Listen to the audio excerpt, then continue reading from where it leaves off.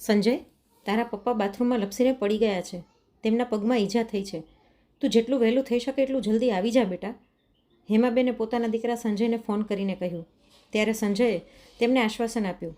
Mummy, તમે ચિંતા ન કરો, હું આવી જાઉં છું. એટલું કહીને તેણે ફોન મૂકી દીધો અને તરત પોતાની બહેન પ્રિયાને ફોન કરીને કહ્યું. પ્રિયા, જ્યાં સુધી હું ન પહોંચું તું જઈને પપ્પાને જોઈ લે. પ્રિયાએ હાથો પાડી પણ બહાના બનાવીને જવાબદારી ટાળી દીધી. હેમાબેન પહેલેથી જ દીકરા અને વહુની સામે પોતાની દીકરીનો વધારે પક્ષ લેતા હતા. જ્યારે 1 કલાક પછી પણ દીકરો ન પહોંચ્યો ત્યારે હેમાબેને ફરી સંજયને ફોન કર્યો અને કહ્યું, બેટા, તું તારા પપ્પાના ઈલાજ માટે હજુ આવ્યો નથી? સંજયે કહ્યું, મમ્મી, આટલી દૂરથી આવવું એટલું સરળ નથી. પ્રિયા નથી આવી શું? મેં તેને ફોન કરીને કહ્યું હતું. હેમાબેન બોલ્યા, ના બેટા, પ્રિયાના બાળકોની પરીક્ષા છે એટલે આવી શકશે નહીં. આ સાંભળીને સંજયને ગુસ્સો આવી ગયો કે એક જ શહેરમાં રહેતી દીકરી પોતાના પપ્પાને જોવા પણ નથી આવી. સંજયે મમ્મીને કહ્યું, મમ્મી, બાળકો તો મોટા છે, ઘરમાં દાદા દાદી અને તેમના પપ્પા પણ છે. ત્યારે હેમાબેન દીકરીનો બચાવ કરતા ઉલટું દીકરાને જ પ્રશ્ન કરવા લાગ્યા. શા માટે બેટા? તું તારી બહેન માટે બોલે છે, પણ તું પોતે કયો સમયસર પહોંચી ગયો? સંજયે તેમને સમજાવતા કહ્યું, મમ્મી, અમે રસ્તામાં જ છીએ, 1 કલાકમાં પહોંચી જઈશું. આ સાંભળીને હેમાબેન શાંત થઈ ગયા. સંજય સમજી ગયો હતો કે તેની બહેને આજે પણ હંમેશાની જેમ આગમાં ઘી નાખવાનું કામ કર્યું છે.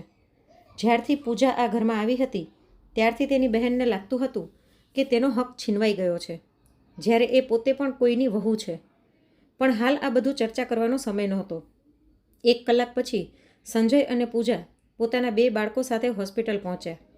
ત્યાં પહોંચતા જ તેણે પોતાની મમ્મીને બહાર રડતા જોયા તો તે દોડીને તેમની પાસે ગયો અને પૂછ્યું, શું થયું મમ્મી? પપ્પા કેવી સ્થિતિમાં છે? હેમાબેને કહ્યું, બેટા, તારા પપ્પા હવે નથી રહ્યા. એટલું કહીને તેઓ ફૂટી ફૂટીને રડવા લાગ્યા. સંજય આશ્ચર્યથી બોલ્યો, કેવી રીતે? પપ્પાને તો ફક્ત પગમાં ઈજા થઈ હતી ને? હેમાબેને કહ્યું, ના બેટા, તેમના માથામાં ગંભીર ઈજા થઈ હતી. ડૉક્ટરોએ ઘણી કોશિશ કરી પણ તેમને બચાવી શક્યા નહીં. આ સાંભળીને સંજય ત્યાં જ માથું પકડીને બેસી ગયો. પૂજા પણ પોતાની સાસુને સંભાળવા લાગી. થોડીવાર પછી બધા પાર્થિવ દેહ લઈને ઘરે પરત આવ્યા. અંતિમ સંસ્કાર અને બધી ક્રિયાઓ પૂર્ણ થયા પછી સંબંધીઓ પોતાના ઘરે પાછા ગયા. લગભગ 15 દિવસ પછી સંજયને પોતાની નોકરી માટે પાછું જવાનું હતું. તેણે પોતાની મમ્મીને કહ્યું, મમ્મી, જે થવાનું હતું તે થઈ ગયું. હવે તમે અહીં એકલા રહીને શું કરશો? તમે અમારા સાથે જ ચાલો. આ ઘરને તો તાળું મારી દઈએ અથવા ભાડે આપી દઈએ. મમ્મીને પણ આ વાત યોગ્ય લાગી, પણ તેમની દીકરી પ્રિયાની વિચારધારા કંઈક અલગ જ હતી. તેણે તરત કહ્યું, મમ્મી, હવે દાગીના, બચત, એફડી અને બધા કાગળો ક્યાં લઈ જશો? ભાઈની નોકરી ટ્રાન્સફરવાળી છે એટલે વારંવાર જગ્યા બદલવી પડશે. તેમાં જોખમ રહેશે. એટલે આ બધું મારી પાસે રાખી દો. મારી પાસે સુરક્ષિત રહેશે. સંજય અને પૂજાને પ્રિયાની નિયત સ્પષ્ટ સમજાઈ રહી હતી, પણ હેમાબેન પોતાની લાડકી દીકરી પર શંકા કરી શકતા નહોતા. તેમણે કહ્યું, હા બેટા, તું સાચું કહે છે, અમે બધું તારી પાસે રાખી દઈએ. હેમાબેન બધું પ્રિયાને આપવા તૈયાર થઈ ગયા હતા. પરંતુ એ વખતે સંજયે હિંમત કરીને કહ્યું, મમ્મી, જ્યારે બેંક લોકર જેવી સુરક્ષિત સુવિધા છે ત્યારે કોઈ ઉપર ભાર શા માટે મૂકવો? કાલે કોઈ ગડબડ થાય તો પ્રિયાને પણ ખરાબ લાગશે. એટલે હું બેંકમાં લોકર ખોલાવી દઉં છું. બધું તેમાં રાખી દો, સુરક્ષિત પણ રહેશે. અમે પણ અમારા દાગીના અને બચત લોકરમાં જ રાખીએ છીએ. અમને ક્યારેય તકલીફ પડી નથી. હેમાબેનને દીકરાની વાત યોગ્ય લાગી. તેમણે કહ્યું, તું બિલકુલ સાચું કહે છે બેટા. હું મારું બધું લોકરમાં જ રાખી દઈશ અને મારું પેન્શન તો આવે જ છે. તેમાં મારો ખર્ચો આરામથી ચાલશે. સંજયે તરત કહ્યું, અરે મમ્મી, તમને તમારા ખર્ચાની ચિંતા કરવાની જરૂર નથી. અમે બંને મળીને તમારું સંપૂર્ણ ધ્યાન રાખીશું. આગલા જ દિવસે સંજય પોતાની મમ્મી અને બાળકોને લઈને શહેરમાં આવી ગયો. પણ બીજી તરફ સંજયની બહેન પ્રિયાને જરા પણ આશા નહોતી કે સંજય એટલી સરળતાથી તેની ચાલ નિષ્ફળ બનાવી દેશે. છતાં તે હાર માનવાની નહોતી. તે રોજ ફોન ઉપર મમ્મી સાથે વાત કરતી અને પોતાના ભાઈ ભાભી વિરુદ્ધ ભડકાવતી રહેતી. તે કહેતી, મમ્મી, ભાઈ અને ભાભી તમને એટલા માટે સાથે લઈને ગયા છે કે તમારા પેન્શનથી તેમનો ઘર ખર્ચ ચાલે. જોઈ લેજો, કાલે ભાભી નોકરી શરૂ કરશે તો બાળકોની દેખભાળ તમારાથી કરાવશે. તમને નોકરાણી જેવા બનાવી દેશે. આવી સતત વાતોથી હેમાબેનના મનમાં પણ શંકાનું બીજ ઉગવા લાગ્યું. જ્યારે હકીકત એ હતી કે સંજય અને પૂજા તેમની ખૂબ સન્માન અને આરામથી સંભાળ રાખતા હતા. પણ પ્રિયાએ ધીમે ધીમે તેમના મનમાં આ વાત ભરી દીધી કે દીકરો અને વહુ તેમને માત્ર બાળકોની દેખભાળ માટે અહીં લઈને આવ્યા છે. એટલું જ નહીં, તેણે એમ પણ સમજાવ્યું કે જો તેમની પાસે પૈસા ન હોત તો કદાચ તેઓ તેમને એકલા જ છોડી દેત. આ બધાથી પ્રભાવિત થઈને હેમાબેને નક્કી કરી લીધું કે હવે હું મારા પોતાના ઘરમાં જ જઈને રહીશ. આગલા દિવસે જ તેમણે સંજયને કહ્યું, બેટા, હું હજુ એટલી વૃદ્ધ નથી થઈ કે એકલી રહી ન શકું. જ્યારે લાગશે કે હવે શક્ય નથી ત્યારે હું તારી પાસે આવી જઈશ. સંજય અને પૂજાએ તેમને ઘણું સમજાવ્યું, પણ હેમાબેન માન્યા નહીં. ત્યારે તેઓ સમજી ગયા કે મમ્મી પ્રિયાની વાતોથી પ્રભાવિત થઈ ગયા છે, પણ તેઓ કંઈ કરી શક્યા નહીં. આખરે બીજા જ દિવસે સંજય તેમને તેમના ઘરે મૂકી આવ્યો. આ જોઈને પ્રિયા ખૂબ ખુશ થઈ ગઈ, કારણ કે તેની ચાલ સંપૂર્ણ રીતે સફળ થઈ ગઈ હતી.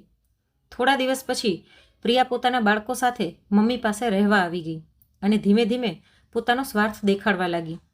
તે હેમાબેનને કહેતી, મમ્મી, તમારું પેન્શન તો આવે જ છે અને તમારો ખાસ ખર્ચ પણ નથી. મારી દીકરીને નવા સ્કૂલ અને કોચિંગમાં મૂકવાની છે. તેની ફી બહુ વધારે છે. તમે ઘરનો એક માળ ભાડે આપી દો અને તેનું ભાડું મને આપી દો. આખરે આ મિલકતમાં મારો પણ હક છે. દીકરીના પ્રેમમાં અંધ બનેલા હેમાબેને તેની વાત માની લીધી. તેમણે ઘરનો એક ભાગ ભાડે આપી દીધો અને દર મહિને 8,000 રૂપિયા પોતાની દીકરીને આપવા લાગ્યા. જ્યારે સંજય અને પૂજા રજાઓમાં મમ્મી પાસે આવ્યા ત્યારે ઘરમાં ભાડું જ જોઈને આશ્ચર્યચકિત થઈ ગયા. તેમણે પૂછ્યું તો મમ્મીએ કહ્યું, બેટા, હું એકલી હતી અને ઘર ખાલી પડ્યું હતું એટલે ભાડે આપી દીધું અને ભાડું પ્રિયાને આપી દઉં છું. તેની દીકરીના અભ્યાસમાં મદદ થઈ જાય છે.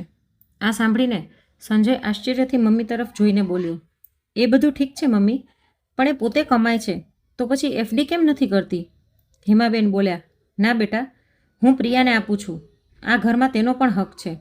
ત્યારે સંજયે ધીમેથી કહ્યું, મમ્મી, હક બધાનો હોય છે, માત્ર એકનો નહીં. આ સાંભળીને હેમાબેન ગુસ્સે થઈ ગયા અને બોલ્યા, આ ઘર મારા પતિની મહેનતથી બન્યું છે. તેમાં ફક્ત મારો હક છે. હું જેને ઈચ્છું તેને આપું. તને વચ્ચે બોલવાનો કોઈ હક નથી. હકીકતમાં પ્રિયાએ હેમાબેનનું મન એટલું ફેરવી દીધું હતું કે હવે તેમને પોતાનો દીકરો અને વહુ દુશ્મન જેવા લાગવા લાગ્યા. સંજયે પણ નક્કી કરી લીધું કે હવે તે કોઈ બાબતમાં કંઈ નહીં કહે, કારણ કે તેને સારી રીતે ખબર હતી કે પ્રિયા અને તેનો પતિ કેવા લોકો છે અને લાલચમાં આવીને કોઈ પણ હદ સુધી જઈ શકે છે. પણ હેમાબેન આજ સુધી આ વાત સ્વીકારી શક્યા નહોતા. તેમના માટે તેમની દીકરી તેમની આંખનો તારો હતી અને જમાઈ તો સગા દીકરા કરતાં પણ વધારે પ્રિય હતો. તેમને ક્યારેય તેમની સાચી હકીકત દેખાઈ જ નહીં. પૂજા ઘણીવાર ચૂપ રહેતી, પરંતુ અંદરથી તેને આ બધું બહુ દુઃખ આપતું હતું. એક દિવસ રાત્રે પૂજાનો નાનો દીકરો દૂધ માટે રડવા લાગ્યો. ઘરમાં થોડું જ દૂધ બચ્યું હતું એટલે પૂજાએ બધું દૂધ પોતાના બાળકને પીવડાવી દીધું. પણ જ્યારે પ્રિયાએ બાળકને દૂધ પીતા જોયો ત્યારે તેણે તરત જ મમ્મીના કાન ભરી દીધા. તે બોલી, જુઓ મમ્મી, ભાભીએ બધું દૂધ પોતાના બાળકને આપી દીધું. મારા બાળકોનો વિચાર પણ કર્યો નહીં. આ નાની વાત પરથી મોટો ઝઘડો થઈ ગયો. હેમાબેને પૂજા અને સંજયને ઘણું ખોટું સંભળાવ્યું. સંજયે સમજાવવાનો પ્રયત્ન કર્યો, મમ્મી, નાનું બાળક છે, દૂધ વગર સૂતું નહોતું એટલે તેને પીવડાવ્યું. મોટા બાળકો તો ભોજન પણ કરી શકે છે, તેમાં ખોટું શું છે? પણ હેમાબેન માનવા તૈયાર નહોતા. તેમણે ગુસ્સામાં કહ્યું, આ દૂધ મારા પૈસાથી આવે છે, તેમાં બધાનો સમાન હક છે. આ બધું સાંભળીને પૂજાનો ધીરજનો બંધ હવે તૂટી ગયો. તે બોલી, તમે બિલકુલ સાચું કહ્યું મમ્મીજી, પણ તમારા પૈસા પર હક ફક્ત તમારી દીકરી અને તેના બાળકોનો જ છે. મારો અને મારા બાળકોનો તો કોઈ હક જ નથી. સારું છે કે મારા પતિ કમાય છે એટલે અમને અહીં કોઈ પર ભાર બનવાની જરૂર નથી. જ્યારે તમે બધા હક તમારી દીકરીને આપ્યા છે તો બધી ફરજ પણ એ જ નિભાવશે.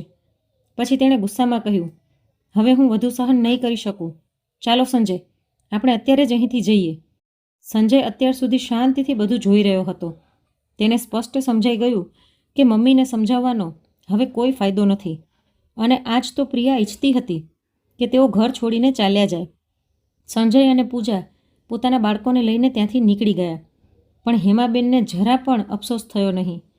તેમના મનમાં તો હવે આ વાત બેસી ગઈ હતી કે દીકરો અને વહુ ફક્ત પૈસા માટે જ તેમની પાસે આવે છે. તેમને એ દેખાતું જ નહોતું કે સાચો ખેલ તો પ્રિયા રમી રહી હતી. તે તેમને દીકરા અને વહુ વિરુદ્ધ ભડકાવીને પોતાનો સ્વાર્થ પૂરો કરી રહી હતી. આ દરમિયાન પ્રિયાના બાળકો પણ નાની પાસે માંગણીઓ કરવા લાગ્યા. પહેલાં દીકરાએ જન્મદિવસના બહાને સ્કૂટી માંગી, પછી દીકરીએ મોબાઈલ માંગ્યો. હેમાબેને ખુશી ખુશી બધું પૂરું કર્યું. ધીમે ધીમે તેમની જમા પૂંજી ખતમ થવા લાગી. પણ પ્રિયા અહીં અટકવાની નહોતી. હવે તેની નજર ફક્ત પેન્શન કે નાની મોટી ભેટો ઉપર જ નહીં, પણ મમ્મીના દાગીના અને સંપત્તિ ઉપર પણ હતી. તેણે મમ્મીને સમજાવીને અને ફોસલાવીને લાખો રૂપિયાના દાગીના લોકરમાંથી બહાર કઢાવી લીધા. તે કહેતી, મારી દેરાણી તો હંમેશા દાગીનાથી સજેલી રહે છે અને હું કોઈ લગ્નમાં કંઈ પહેરી જ શકતી નથી. તેનો પતિ પણ તેમાં તેનો પૂરતો સાથ આપતો હતો. આ રીતે પ્રિયા અને તેના પતિએ મમ્મીની આખી સંપત્તિ હડપ કરવાની યોજના બનાવી લીધી. પણ કહેવાય છે ને કે દરેક બુરાઈનો એક અંત હોય છે. હવે આ બુરાઈના અંતનો સમય પણ નજીક આવી ગયો હતો. એક રાત્રે હેમાબેને જોરથી ચીસ પાડી. તેમના પેટમાં અચાનક ભારે દુખાવો શરૂ થયો. પ્રિયા ગભરાઈ ગઈ. તેને સમજાતું નહોતું કે શું કરવું. ગભરાઈને તે તેમને નજીકના ડૉક્ટર પાસે લઈ ગઈ, કેમ કે હેમાબેન ખૂબ બેચેન હતા અને ઉતાવળમાં પૈસા લાવવાનું ભૂલી ગયા હતા. પ્રિયાને ખબર હતી કે ખર્ચો તેને જ કરવો પડશે, એટલે તે તેમને એક ખોટા અને બિનઅનુભવી ડૉક્ટર પાસે લઈ ગઈ. ડૉક્ટરે યોગ્ય તપાસ કર્યા વગર ફક્ત ગેસની સમસ્યા માનીને કેટલીક દવાઓ આપી દીધી અને પોતાની ફી લઈ લીધી. પ્રિયાએ પોતાના ચહેરા પરથી હાથ હટાવીને માને સમજાવતા કહ્યું, ચિંતા ન કરો મમ્મી, આ તો ફક્ત ગેસની તકલીફ છે. દવા લઈ લેશો તો બધું ઠીક થઈ જશે. પણ દિવસે દિવસે હિમાબેનની ખરાબ થતી તબિયત જોઈને પ્રિયાને સમજાઈ ગયું કે વાત માત્ર ગેસની નથી, કંઈક ગંભીર છે. તેને લાગ્યું કે અહીં વધુ સમય રોકાવું તેના માટે યોગ્ય નથી. તેથી તેણે નરમાઈથી કહ્યું, મમ્મી, મારા સાસરિયામાં મારી કઝિન નણંદના લગ્ન છે. આ સાસરિયાનો મામલો છે, એટલે મારે ત્યાં રહીને બધા રીત રિવાજ નિભાવવા પડશે. ઓછામાં ઓછો 1 મહિનો તો મારે ત્યાં જ રહેવું પડશે. આ સાંભળીને હિમાબેને ઉદાસ થઈને કહ્યું, અરે દીકરી, તું મને એકલી મૂકીને ક્યાં જઈશ? તું અહીંથી જ લગ્નની વિધિઓમાં જઈ આવજે. મારી તબિયત પહેલેથી જ સારી નથી અને તું પણ ચાલી જઈશ તો હું એકલી કેવી રીતે રહીશ? ત્યારે પ્રિયાએ સ્પષ્ટ શબ્દોમાં કહ્યું, મમ્મી, હું અહીં રહીને બધું કેવી રીતે સંભાળી શકું? જો હું સાસરિયામાં નહીં જાઉં તો લોકો વાતો કરશે અને તમારી સંભાળ રાખવાની જવાબદારી તો દીકરા અને વહુની છે. તમે વહુને બોલાવી લો. તમારી સારવાર કરાવવી એ તેનું કર્તવ્ય છે. હું તો આખરે દીકરી જ છું અને સમાજ દીકરી પાસેથી એટલી અપેક્ષા રાખતો નથી જેટલી દીકરા અને વહુ પાસેથી રાખે છે. આ કહીને પ્રિયાએ મા તરફ જોયા વગર પોતાનો સામાન પેક કરવાનું શરૂ કર્યું અને 1 કલાકમાં પોતાના બાળકોને લઈને ત્યાંથી ચાલી ગઈ. હેમાબેન પોતાની દીકરીને જતા એકટક જોઈ રહ્યા. આજે તેમને એવું લાગ્યું કે જાણે દીકરીએ તેમના ગાલ પર જોરદાર થપ્પડ મારી હોય. જે દીકરી માટે તેમણે હંમેશા પોતાના દીકરા અને વહુને દોષ આપ્યો હતો, એ જ દીકરીએ આજે તેમને સત્યનો અરીસો દેખાડી દીધો. હવે હેમાબેનને પણ સમજાવવા લાગ્યું કે કદાચ તેમને કોઈ ગંભીર બીમારી છે અને આવા મુશ્કેલ સમયમાં તેમની દીકરીએ જ તેમનાથી મોઢું ફેરવી લીધું. આ વિચારથી તેઓ જોર જોરથી રડવા લાગ્યા. આજે તેમને પોતાના દીકરા અને વહુની ખૂબ યાદ આવવા લાગી. તેમણે વહુને વારંવાર કહેલા કડવા શબ્દો તેમના મનમાં ગૂંજવા લાગ્યા. આજે હેમાબેનને પોતાની ભૂલો સ્પષ્ટ દેખાવા લાગી. તેમને લાગ્યું કે લોકો દીકરા અને વહુને જ દોષી માને છે, પરંતુ ઘણી વખત ભૂલ માતા પિતાની પણ હોય છે, કારણ કે તેઓ વહુને ક્યારેય પોતાની માનતા નથી. જ્યારે દીકરી પર આંખ મીચીને વિશ્વાસ રાખે છે અને ઘણી વખત એ જ દીકરી મુશ્કેલીના સમયમાં સૌથી પહેલાં સાથ છોડી દે છે. લગ્ન પછી દરેક છોકરી પોતાના પિયર કરતાં સાસરિયાને વધુ મહત્ત્વ આપે છે, કારણ કે એ જ તેનું નવું ઘર હોય છે. તેથી સ્વાભાવિક છે કે તે પહેલાં સાસરિયા વિશે વિચારે, અને એ યોગ્ય પણ છે. પરંતુ જો વહુ પોતાના પિયર કરતાં સાસરિયાને ઉપર રાખી શકે તો પછી માતા પિતા વહુને પોતાની દીકરી કરતાં વધારે મહત્ત્વ કેમ નથી આપી શકતા? કેમ તેને એટલો પ્રેમ અને માન નથી મળતું? અને એ જ કારણથી સંબંધોમાં કડવાશ આવવા લાગે છે. હેમાબેન આ વિચારોમાં ખોવાઈ ગયા હતા. બીજી બાજુ પ્રિયાને સમજાઈ ગયું હતું કે મમ્મીને યોગ્ય સારવારની ખૂબ જરૂર છે. તેના મનમાં ડર પણ હતો કે જો મમ્મીની તબિયત વધારે ખરાબ થઈ ગઈ તો હાથમાં આવેલો સંપત્તિ જેવો ખજાનો તેના હાથમાંથી નીકળી જશે, પરંતુ જો માં સારી થઈ જશે તો તે તેમને સરળતાથી પોતાના કાબૂમાં લઈ શકશે. આ વિચારીને તેણે તરત જ સંજયને ફોન કર્યો અને કહ્યું, સંજય, મમ્મીની તબિયત સારી નથી. તેમના પેટમાં બહુ જોરદાર દુખાવો છે. તેમને તરત જ કોઈ સારા ડૉક્ટરને બતાવો. અહીં નાના શહેરમાં સારી સારવારની સુવિધા નથી, એટલે હું યોગ્ય સારવાર કરાવી શકી નથી. સારું રહેશે કે તું આવીને તેમને પોતાની સાથે લઈ જા. અને એમ પણ દીકરો હોવાના લીધે આ જવાબદારી તો તારી જ છે. ત્યારે સંજયે તીખા સ્વરમાં જવાબ આપ્યો, હા, જવાબદારી તો બધી મારી જ છે. તને તો ફક્ત શંકા કરતા આવડે છે. ખેર, એ મારી માં છે, હું તેમનું ધ્યાન રાખીશ જ. પરંતુ એવું ના કહેજે કે નાના શહેરમાં સારવાર થઈ શકતી નથી. સીધું કહી દે કે તું પોતાની જવાબદારીથી બચવા માંગે છે.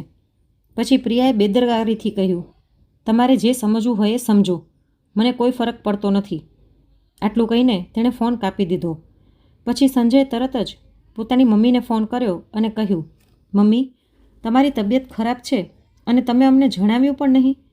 હું કાલે જ આવી રહ્યો છું. હેમાબેને પોતાનો દુખાવો છુપાવતા કહ્યું, ના બેટા, એવી કોઈ ખાસ તકલીફ નથી, તું ચિંતા ન કર. હકીકતમાં તેઓ પોતાના કરેલા વર્તન પર ખૂબ શર્મિંદા હતા. તેમને યાદ આવી રહ્યું હતું કે કેવી રીતે તેમણે હંમેશા દીકરીનો પક્ષ લઈને વહુનું દિલ દુભાવ્યું હતું. પરંતુ આ સમયે તેઓ પેટના ભારે દુખાવાથી ખૂબ પરેશાન હતા. સંજયે કહ્યું, મમ્મી, ગભરાશો નહીં, હું અને પૂજા જલ્દી આવી રહ્યા છીએ. ભલે બેટા, જેમ તને યોગ્ય લાગે. એમ કહીને હેમાબેને ફોન મૂકી દીધો. ફોન બાદ સંજય અને પૂજા આવવાની તૈયારી કરવા લાગ્યા. પણ હવે હેમાબેનને અચાનક પોતાના પતિની વાતો યાદ આવવા લાગી.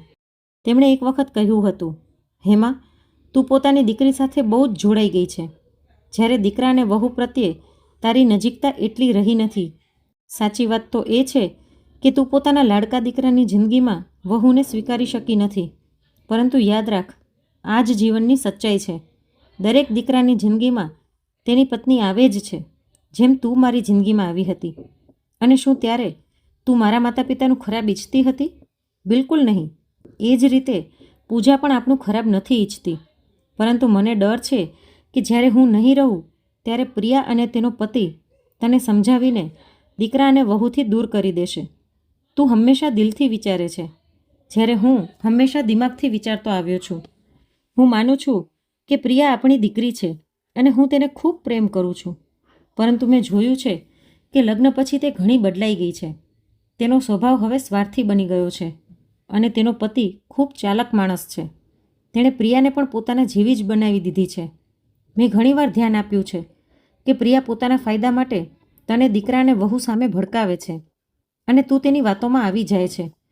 પરંતુ તને ખબર નથી કે આપણો દીકરો અને વહુ ખરેખર લાખોમાં એક છે. આવા દીકરા વહુ ભાગ્યથી મળે છે. તેથી ક્યારે પણ પ્રિયાના મોહમાં આવીને પોતાના દીકરા અને વહુથી દૂર ન થતી.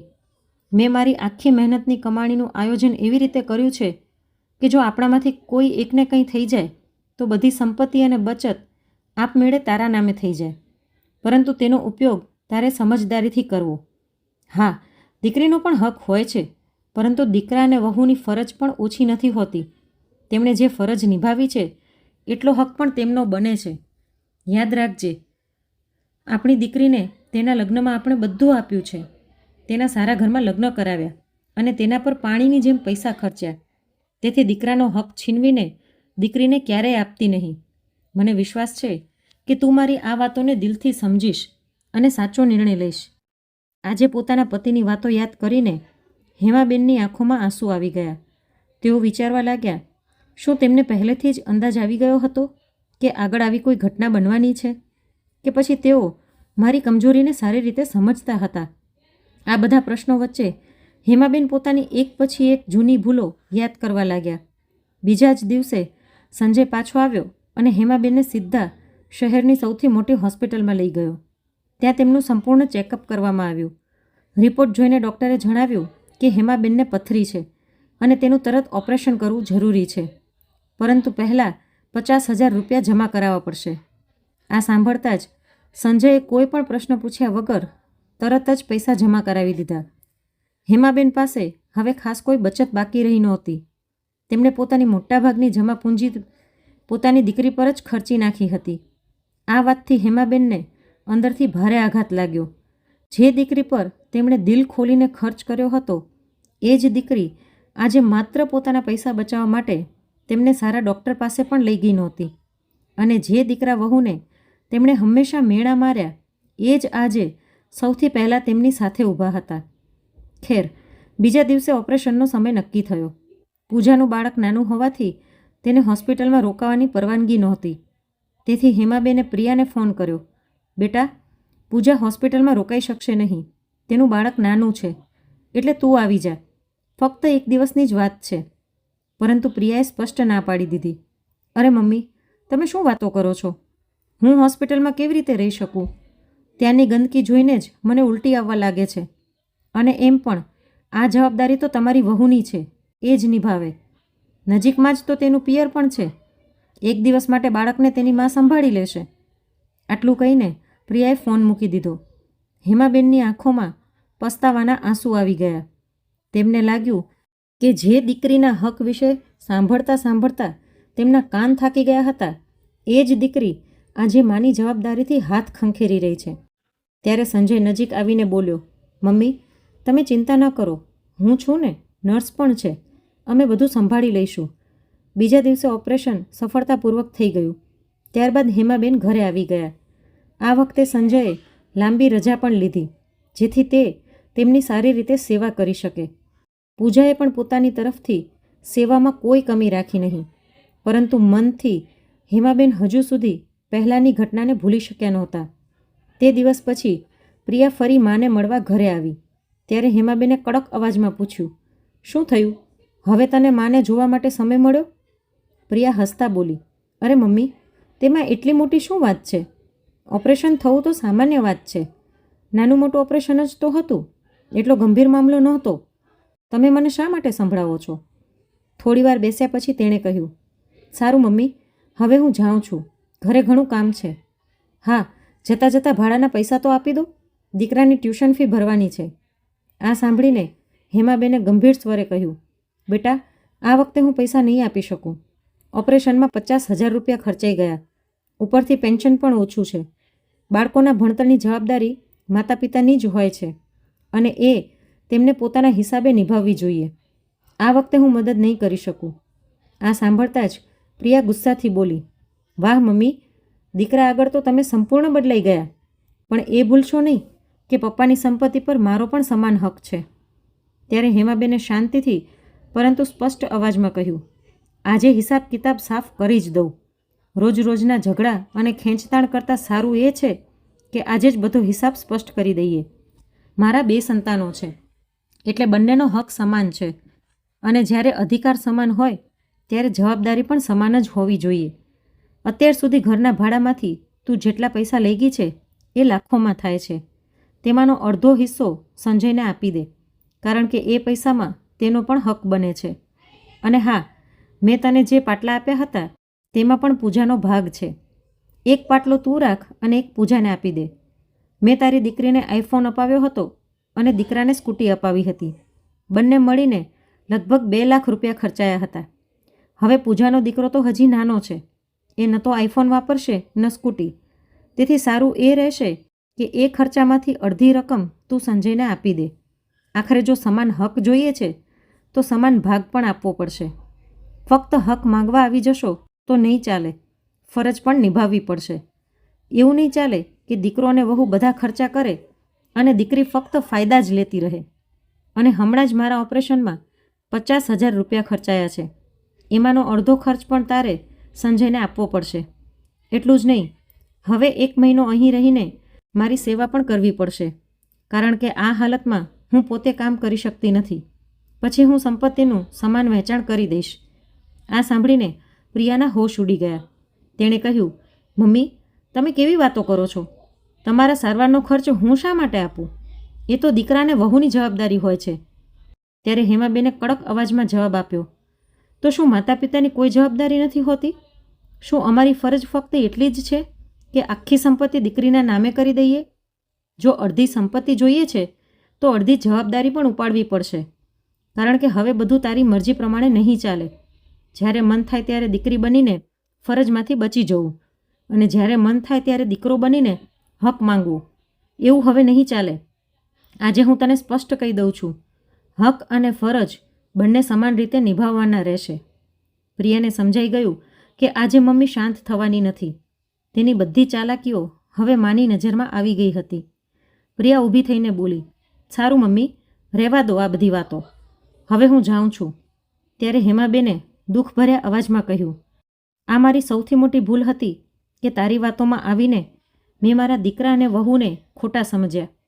હવે હું મારી સંપૂર્ણ સંપત્તિ મારા દીકરાને વહુને જ આપીશ, કારણ કે તેમણે મારી બધી જવાબદારી નિભાવી છે, અને તું તો પોતાની ફરજોથી ઘણી દૂર ભાગી ગઈ છે. અને હા, હવે આ ઘરના ભાડાના પૈસા પણ મારા દીકરાને વહુ જ લેશે. હું પણ હવે એમની સાથે જ રહીશ, જેથી મારા કારણે તેમને વારંવાર અહીં દોડધામ ન કરવી પડે. બાકીનો ભાગ પણ ભાડે આપી દઈશ. હવે મને સ્પષ્ટ સમજાઈ ગયું છે કે ફક્ત દીકરા વહુ જ ખોટા નથી હોતા, ઘણીવાર માતા પિતા પણ ખોટા હોય છે, પરંતુ જો બંને તરફથી સમજદારી હોય તો સંબંધો મજબૂત બને છે. હું મારી ભૂલ સ્વીકારું છું. હેમાબેનની વહુ પૂજા આ બધું શાંતિથી સાંભળી રહી હતી. પછી તે રૂમમાંથી બહાર આવી અને બોલી, મમ્મીજી, આજે તમારી વાતો સાંભળીને મારો બધો ગુસ્સો અને ગિલા શિકવા દૂર થઈ ગયા. હવે તમે પૂરા હકથી અમારા સાથે ચાલો. તમારું સાચું ઘર તો અમારી સાથે જ છે. જો અમારાથી ક્યારેક કોઈ ભૂલ થાય તો અમને ખીજાજો, પરંતુ કૃપા કરીને બીજાની વાતોમાં આવીને અમને ખોટા ન સમજતા. આ સાંભળીને હેમાબેનની આંખોમાં પણ આંસુ આવી ગયા. તેમણે કહ્યું, હા બેટા, હવે મને બધું સમજાઈ ગયું છે. હવે પ્રિયા પાસે કોઈ જવાબ નહોતો. તે બહાર નીકળતી વખતે બોલી, ઠીક છે મમ્મી, હું જાઉં છું. હવે અહીં મારું કોઈ કામ પણ નથી. હેમાબેને શાંતિથી કહ્યું, હા દીકરી, હવે તારું કામ તારા સાસરિયામાં છે. આ ઘર તરફ ફરી ક્યારેય નજર પણ ન કરજે. આટલું કહીને હેમાબેને દરવાજો બંધ કર્યો અને અંદર ચાલ્યા ગયા. તો મિત્રો, આ વાર્તા પરથી આપણને શીખવા મળે છે કે હંમેશા વહુ જ ખોટી નથી હોતી, ક્યારેક દીકરી પણ ખોટી હોય છે. તો આ વાર્તા વિશે તમારું શું મંતવ્ય છે અને તમે કયા શહેરમાંથી સાંભળી રહ્યા છો તે કોમેન્ટમાં જરૂરથી જણાવજો. જો વાર્તા ગમી હોય તો લાઈક કરીને વધુમાં વધુ શેર પણ કરજો, અને આવી જ અવનવી વાર્તા સાંભળવા માટે ચેનલને સબસ્ક્રાઈબ જરૂરથી કરજો. ફરી મળીશું એક નવી વાર્તા સાથે. રાધે રાધે.